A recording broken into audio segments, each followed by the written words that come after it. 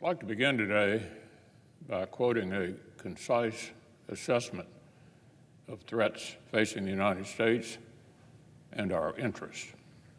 Quote, "A central continuity in history is the contest for power.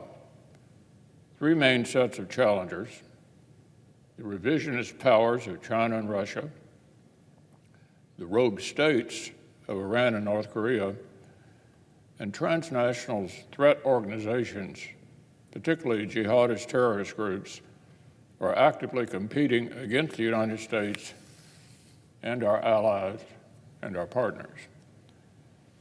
China and Russia want to shape a world antithetical to U.S. values and interests. China seeks to displace the United States in the Indo-Pacific region, expand the reaches of its state-driven economic model, and reorder the region in its favor.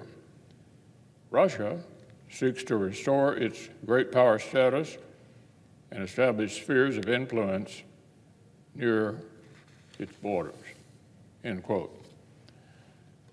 That, Mr. President, was the previous administration's national security strategy back in 2017.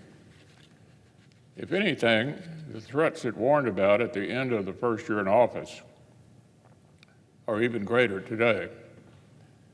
Russia and China have both become more repressive at home and more aggressive abroad. Just before Russia's escalation of its war against Ukraine, our two most significant revisionist adversaries announced a friendship without limits. And in the past year and a half, Putin has aligned Russia even more openly with rogue regimes hostile to the United States like Iran and North Korea. We must not ignore this contest for power. Here's another passage from the 2017 strategy. Quote, "To prevail, we must integrate all elements of America's national power, political, economic, and military. Our allies and partners must also contribute to the capabilities and demonstrate the will to confront shared threats. Experience suggests that the willingness of rivals to abandon or forego aggression depends on the perception of U.S. strength and the vitality of our alliances. In my view, the lessons are clear.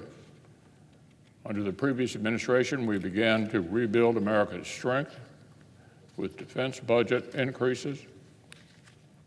Under the current administration, that strength has been undermined by a disastrous withdrawal from Afghanistan, desperate diplomacy toward Iran, and a head-in-the-sand approach to North Korea.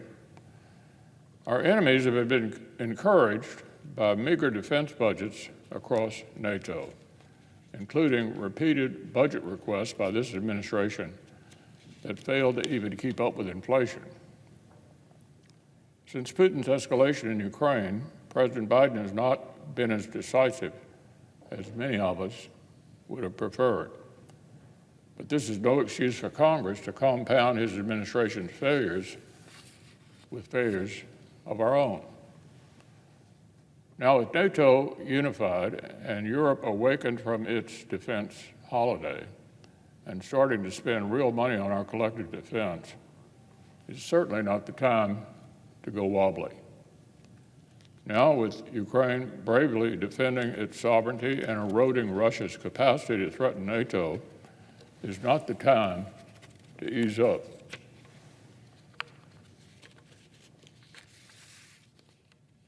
Now, with Russia and China's friendship without limits and Putin's embrace of Iran and North Korea, is not the time for America to step back.